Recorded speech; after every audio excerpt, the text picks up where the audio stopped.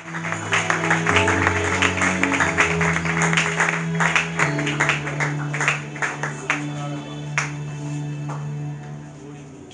Dieu vous bénisse. Je suis vraiment dans la joie que nous puissions encore nous retrouver aujourd'hui. Et ce qui me touche, c'est parce que vous continuez à nous offrir une partie de votre temps. Que le Seigneur vous bénisse. Vous pouvez prendre place.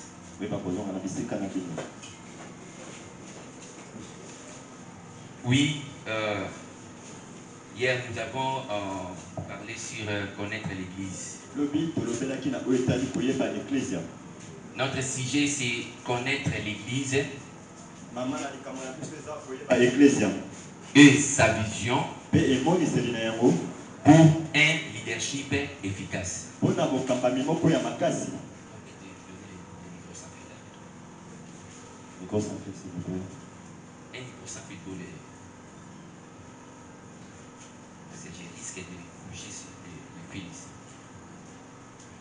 Connaître l'Église et sa vision pour un leadership efficace.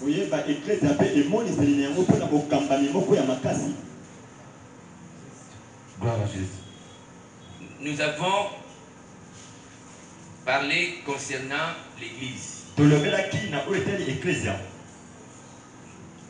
Nous avons dit que la connaissance de l'Église dépend de la connaissance de sa raison d'être.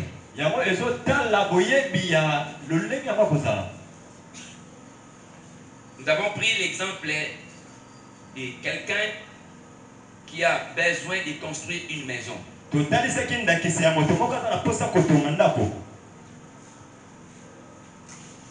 La première des choses, il doit avoir dans son esprit un plan.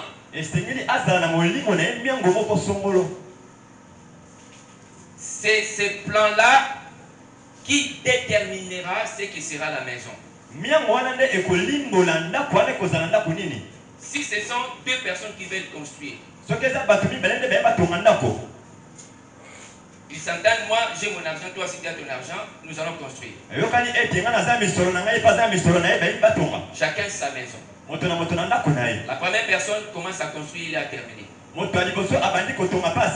La deuxième personne également. Arrivé à la fin, la première personne dit que ma maison sera un hôpital. La deuxième personne dit que ma maison sera une école. Qu'est-ce que nous remarquons? Tous les deux ont construit des maisons. Mais le but sont différents. Chaque maison a une identité. La première maison, c'est un hôpital. Et la deuxième maison, c'est une école. Vous voyez que les deux maisons ont des raisons d'être différentes. L'autre maison est construite pour être un hôpital et l'autre une école. Alors, quand il y a la raison d'être, la raison d'être nous donne premièrement l'identité. L'identité de la première maison, c'est un hôpital. L'identité de la deuxième maison, c'est une école. Et quand vous avez déjà l'identité, vous avez les buts et l'orientation à prendre. Amen. Alléluia. Amen. Cela veut dire je construis ma maison. Quand les gens passent, ils voient que j'ai construit la maison. Mais ils ne connaissent pas l'identité de la maison dont je suis en train de construire. Et quand je termine, j'écris hôpital. Tout le monde identifie que c'était un hôpital. C'est sa raison pour laquelle elle existe. Il en est de même avec l'église. Oui, surtout pour les implanteurs d'église. Tel que moi, je suis aussi un implanteur d'église. Alléluia. Amen. Alors, pour les implanteurs d'église, ça nous aide à bâtir, à développer, à implanter, à développer. Oui, continuons. Parle. Implanter, développer et vivre la vie de l'église. Alléluia. Amen. Si tu es implanteur d'église ici, retenez bien ces choses. On ne plante pas l'église que pour implanter. Tu dois au préalable connaître que est la raison d'être de l'église. Et c'est cette raison d'être là qui te donnera l'identité de l'église dont tu veux implanter. Et quand tu as déjà l'identité de l'église dont tu veux implanter, cette identité-là te donnera le but à poursuivre. Et te donnera aussi la direction à prendre. La raison pour laquelle l'église existe. Nous allons découvrir que c'est ça la vision. Parce qu'aujourd'hui, les questions de la vision prêtent vraiment à confusion. Tout le monde dit que moi je suis visionnaire. Surtout les implanteurs d'église. Quand il veut implanter, il dit je vais commencer une vision. Je vais bâtir l'église. Je vais implanter l'église. Oui, c'est bon. Oui, tu as une vision. Si on nous pose maintenant la question, quelle est ta vision? Est-ce que nous serons capables de les décrire?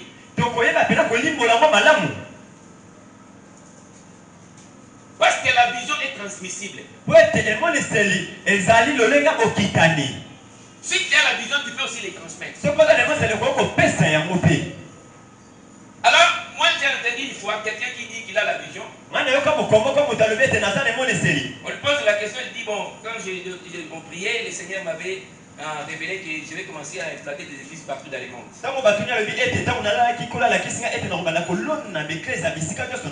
Et j'aurai un grand ministère. Je vais commencer à voyager par-ci par-là. Donc c'est ça sa vision. Non, ce n'est pas la vision. À tout appel est lié une promesse. Si Dieu t'appelle, il te donne aussi la promesse. Ne confondons pas nos promesses avec la vision de diriger ou de bâtir l'église. Alléluia. Amen. On doit vraiment établir cette différence. C'est très important. Parce que si tu dis que les voyageurs ou tu auras un grand ministère, c'est ta vision. Alors, est-ce que tu vas aussi transmettre cette même vision-là à l'église? Que ceux qui sont les membres de l'église vont aussi commencer à voyager, à avoir aussi des grands ministères. Non, là c'est une promesse liée à ton appel. Car lorsque Dieu avait appelé Abraham, il avait aussi promis. Quand il a appelé Moïse, il avait aussi promis. Quand il a appelé Jacob, il les avait tous promis. La vision c'est autre chose. C'est ce que nous allons découvrir ce matin. Alors, comme hier nous avons dit qu'on doit au préalable connaître la raison d'être de l'église. D'une manière brève, la raison d'être de l'église incarne la vision.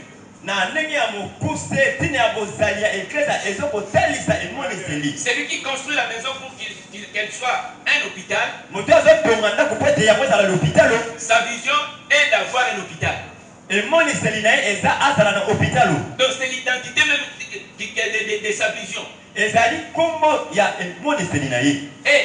comme nous avons dit que la vision donne le but, alors dans le but, la personne qui a construit l'hôpital, il a déjà dans son esprit que on va commencer à soigner les malades.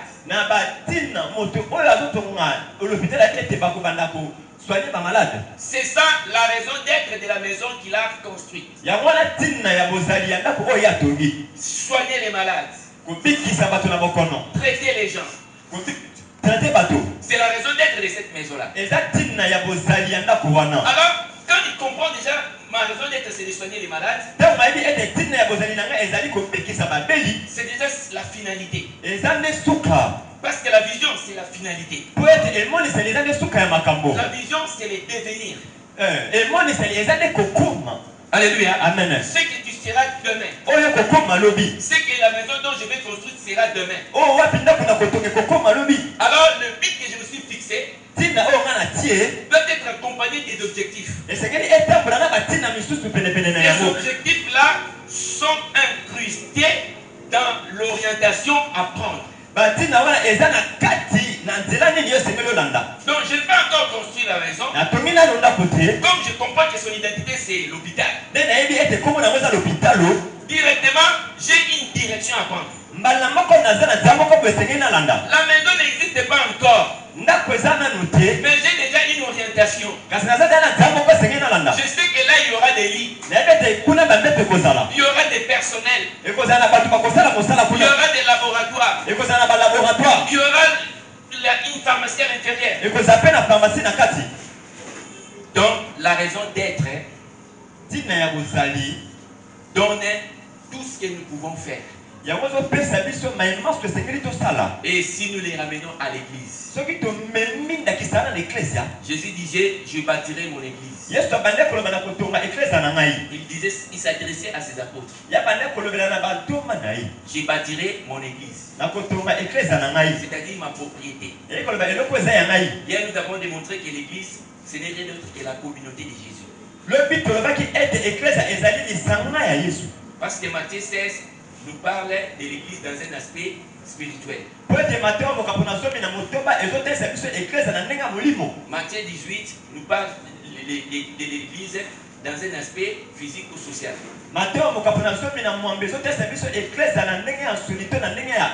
Oui, nous l'avons parlé hier. Alors, quand je dis maintenant, je bâtirai mon église, il voyait déjà une communauté qu'il allait bâtir. Il avait emprunté ces mots au grec ecclésia. Pour les Grecs, ecclésia était une assemblée des érudits. C'est comme notre parlement ici. C'est un ecclésia dans le contexte des Grecs. Mais quand je lui dis je bâtirai mon ecclésia, il ne voulait pas les bâtir comme l'assemblée des Grecs. Il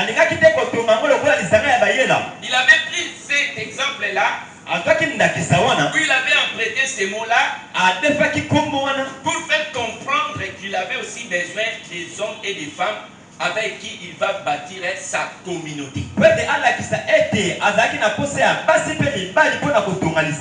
Si les ecclésias des Grecs traitaient les affaires bibliques du peuple, la communauté dont Jésus-Christ disait qu'il va bâtir, en tant que Jésus est un roi, cette communauté-là allait traiter les affaires de son royaume ici sur la terre. Alléluia. Amen. Donc, la raison d'être de l'église, c'est le royaume de Dieu. Alléluia. Amen. Quand tu veux implanter une église, tu comprends que la raison d'être de l'église dont je vais implanter, c'est le royaume de Dieu.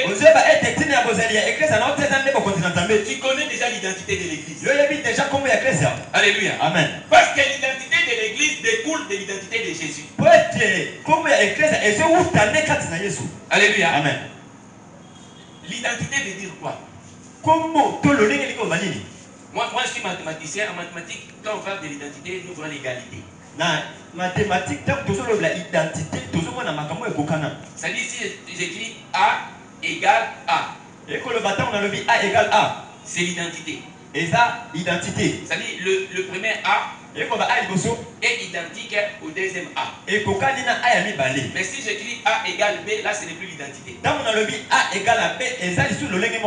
Alléluia. Amen. L'identité, c'est-à-dire des choses qui sont donc quelque chose qui est identique. Alors, un jour dans Matthieu 16:13. Oui, je vais seulement citer les versets parce que le temps commun est parti, c'est pas ma grande. Hein? Donc, ça ne va pas me permettre de, si je cite les versets, on lit, mais je vais citer les versets et je vais commencer à expliquer. Peut-être on va faire l'exception de quelques versets. C'est-à-dire, je dis Christ dans Matthieu 16:13. Il dit à ses disciples, qui dit-on que je suis, moi le fils de l'homme? Donc fils de l'homme veut dire prophète. Hein? Qui dit-on que je suis, moi le prophète? Alors les autres disent, tu es Jean-Baptiste. Tu es Élie. Tu es Jérémie. Tu es l'un des prophètes.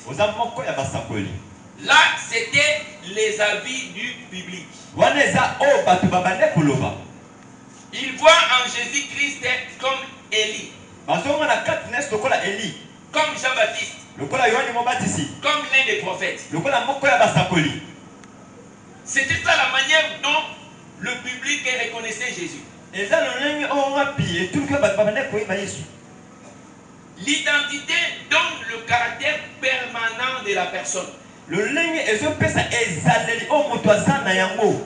L'identité révèle l'individualité de la personne. La réponse dont les disciples apportaient à Jésus-Christ par rapport au public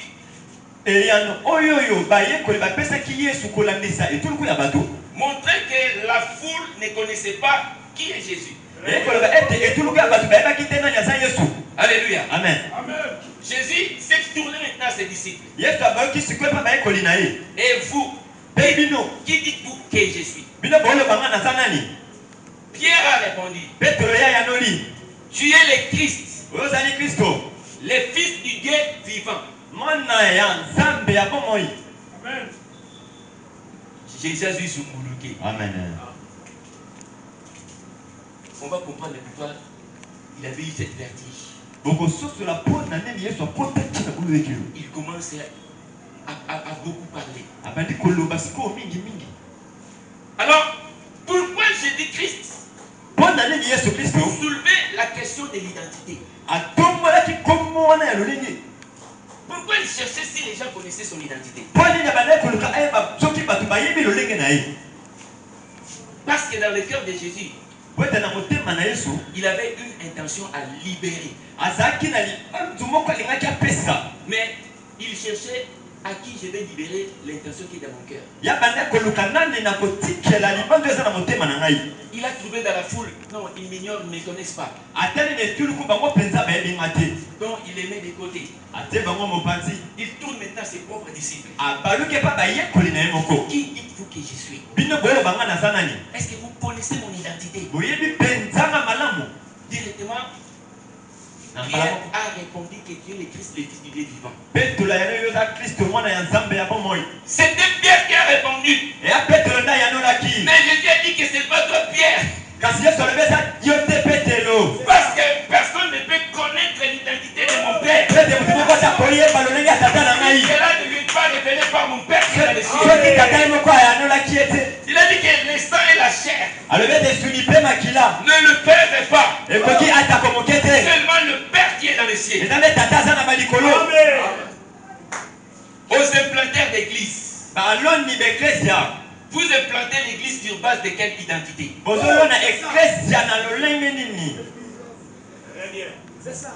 Sur base de quelle identité? Parce que j'ai déjà regardé que dans la foule, ils ne connaissent pas mon identité. Comme ils ne connaissent pas mon identité, je ne peux pas libérer l'intention de bâtir mon église qui est dans mon cœur. Jésus choisit les gens qui connaissent son identité et les confie la mission de bâtir l'église. Si aujourd'hui au Congo il y a des désordres au sein des églises, Ceux qui n'ont pas Congo, mon les quatre dans l'église. parce que beaucoup vont très vite pour implanter. Sans au préalable connaître l'identité de l'église. Alléluia. Amen. Là où il y a l'église de Dieu, Et c'est quand l'église est en train de salir. le pays où il y a l'église de Jésus, Bon, l'église est en train de salir. c'est un pays qui est appelé à se développer. Les gens peuvent faire bien avec des niveaux. Mais si l'église de Jésus n'existe pas, Ceux qui église en est le pays ne se développera jamais. Notre Dieu a besoin de bénir les Congo. Mais puisque nous les Congolais, nous ne maîtrisons pas l'identité de Jésus, nous introduisons la mort au sein de l'église de Jésus. Voilà pourquoi le pays ne se lèvera jamais. Mais il est temps.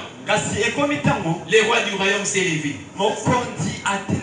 Alléluia. Amen. Il s'est levé. Il Alors, quand on connaît l'identité de Jésus, tu as déjà le but pour lequel tu veux bâtir l'église. Tu as déjà l'orientation à prendre. C'est comme la personne là qui voulait construire la maison, il dit que ce serait un hôpital. Il a maîtrisé la raison d'être de sa maison. Et il en connaît les buts. Et il en connaît aussi l'orientation. Qu'est-ce qu'on va commencer à faire régulièrement pour que cette maison soit réellement l'hôpital? Quand quelqu'un veut bâtir une église, veut implanter une église, tu ne connais pas la raison d'être de l'église. Il va se solder à ce qu'on appelle église sans domicile fixe. Alléluia. Amen. Parce que j'ai beaucoup d'argent. J'ai vu mon voisin construire une immeuble de 3 niveaux. Moi aussi je vais construire un immeuble partant de 3 niveaux. Mon voisin terminé aussi achevé la construction. Subitement, mon voisin a nommé sa maison un hôpital. Alors moi qui l'a suivi, je vais mettre quel nom? Je suis sans domicile fixe. C'est ce qui se passe actuellement à Kinshasa. On implante les églises parce qu'elles ont été implantées. On implante les églises parce que le pasteur me fait les cales pour ne pas passer à la chair. Quand tu sors, tu implantes une église sans domicile fixe. Quand les vents des doctrines commenceront à souffler, tu vas aussi être implanté. Si les gens sont devenus des prophètes, tu deviendras prophète. Si les vents des apôtres arrivent, tu deviens aussi apôtre. Si les tombées arrivent, tu commences aussi à faire tomber les gens. Pourquoi pas statuer une église qui n'a pas de fondement? Tu n'as pas un domicile fixe. C'est ce qui détruit l'église aujourd'hui. Alléluia. Amen. Voilà pourquoi nous disons ces choses aux responsables des églises. De comprendre la raison d'être pour laquelle l'église existe. Vous allez orienter les églises. Il n'y aura pas la prolifération des églises, mais il y aura l'implantation des églises. La prolifération, c'est une multiplication indésirable. Mais l'implantation des églises, c'est une multiplication qui suit une vision quelconque. L'église est ici. Nous implantons à Mikonga. Chez notre DNKP. Nous avons la même identité. Nous implantons avec Pasteur Eric et Pasteur Pamou à Télécom. Nous avons la même identité. Au niveau des Bas-Congo, maintenant nous avons plus de 22 églises. Nous avons la même identité. Ce n'est pas la prolifération, mais c'est la multiplication. La prolifération, c'est l'addition. Parce que dans l'addition, tu peux prendre 2 plus 3. Peut-être une addition qu'on doit depuis 3. Ça te donne 5. Et puis sur mitano. Ils n'ont pas les mêmes caractères. Basa na balolenge mon côté. Et ça Et les mon si tu côté. fais 2 fois 3, Quand ça dit 2 fois 3. ça te donne 6. Et puis sur motoba. 6 peut diviser 3, Motobe ko kabola misatu. ça te donne 2. Et puis sur mibale. 6 peut diviser 2, Motobe ko kabola mibale. ça te donne 3. Et puis sur misatu. C'est ça la multiplication. Ya mwana nebo fuluki. Mais la prolifération Kasi prolifération. engendre l'addition. Et ce ko bota. Et dans l'addition, il n'y a pas d'identité. Na ko bakisa lolenge zate. Parce que dans la multiplication, ces deux-là s'identifient à 6 et les 3-là s'identifient aussi à 6. Peut-être na bo fuluki. Mibale wana ezo ko talisa mana motoba misatu wana peso ko talisa mana motoba. Alléluia. Amen. Donc, le leader des églises, faisons attention avec les privilèges que Jésus-Christ nous a donnés de participer à la construction de son église. Il y a beaucoup de choses à dire là-dessus. Mais le temps ne nous permettra pas. Mais je suis en train d'accoucher ces choses dans un document. Alléluia. Amen. Là, ça nous aidera aussi. Alors, je mets pas entre parenthèses. Parlons maintenant de connaître la vision. Quand tu connais déjà la raison pour laquelle l'église existe, tu es déjà au point de connaître la vision. Quand je dis que je voulais bâtir son église, la première des choses qu'il a dit, les portes de séjour des morts ne prévaudront pas contre elle. Donc pour montrer que son église qu'il voulait bâtir a une dimension spirituelle.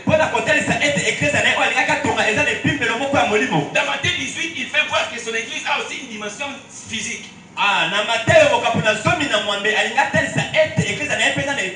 Parce qu'il se faisait voir que s'il y a des problèmes dans l'église, on peut amener première personne, deuxième personne et à la fin on prend la décision.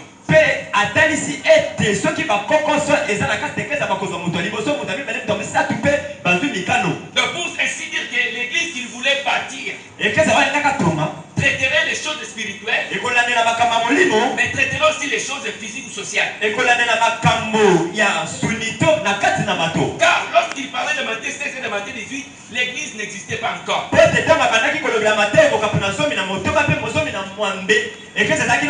L'église a existé quand elle est retournée dans les cieux et qu'il a envoyé le Saint-Esprit. C'est alors que l'église a commencé. Les gens commencent à se réunir. Alléluia. Amen. Mais pendant qu'il parlait dans Matthieu, dans les deux Matthieu là, l'église n'était pas encore là, mais il donnait une perspective.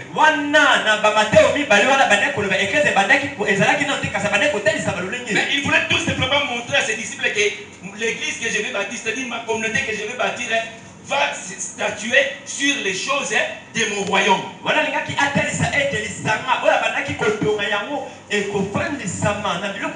Raison pour laquelle il leur avait laissé les clés du royaume. C'est-à-dire le pouvoir du royaume. Pour ouvrir dans le monde invisible et ouvrir dans le monde visible. Parce que les cieux représentent le monde invisible. La terre représente le monde visible. Et là qu'il a donné, c'est son esprit. Quand tu as le Saint-Esprit, tu as le pouvoir du royaume. Tu as le pouvoir de Jésus. Voilà pourquoi il disait que comme le Père m'a envoyé, moi aussi je vous envoie. Quand le Père l'a envoyé, il avait doté de tout pouvoir dans les cieux et sur la terre. En son tour, quand il nous envoie, il nous donne également de tout pouvoir dans les cieux et sur la terre.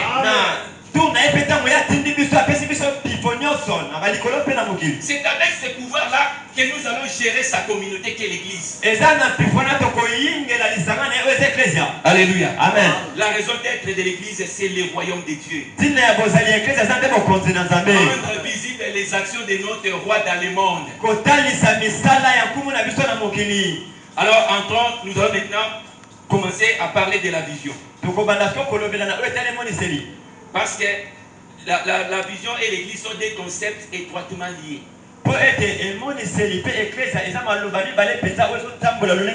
Tu Tu ne peux jamais parler de l'église sans pour autant parler de la vision. Tu ne peux jamais parler de la vision sans pour autant parler de l'église. C'est comme si quelqu'un dit j'ai les plans de la maison. Mais au finish, il va construire une maison. Imaginez que quelqu'un construit la maison sans les plans. Cette maison-là aura beaucoup d'imprécisions. Alléluia. Amen. S'il y a un architecte ici, il va nous confirmer. Parce que quand on fait les plans de la maison, il y a aussi des calculs. On fait les dimensionnements. Mais moi, on m'a appris à faire les plans de la maison. Si tu veux construire une maison, tu m'appelles. Tu viens avec les plans de l'architecte. Moi, je vais te faire les calculs pour savoir le nombre de briques qui vont entrer là-bas.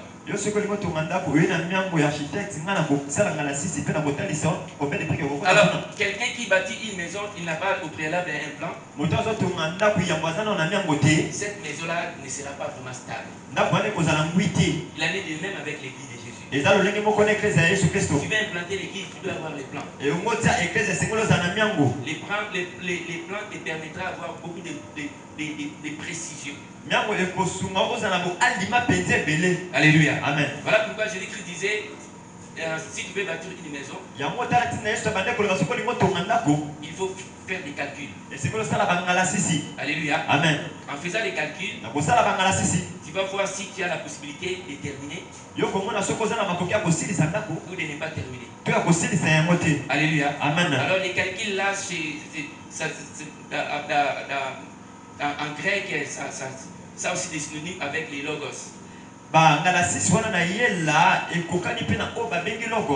Logos, c'est-à-dire la parole. Or, derrière une parole, il y a des idées. Et je lui dis, tu veux construire une maison, il faut avoir les logos. Derrière ces logos-là, il y a tant d'idées qui va te permettre de bien réfléchir pour construire et élever la maison. Pourquoi est-ce qu'il a dit cela? Parce que lui-même il était les logos. La parole faite chair. Étant donné la parole faite chair est dans les mondes, dans son fort intérieur, il avait tous les desseins de Dieu. Il avait tous les plans de Dieu.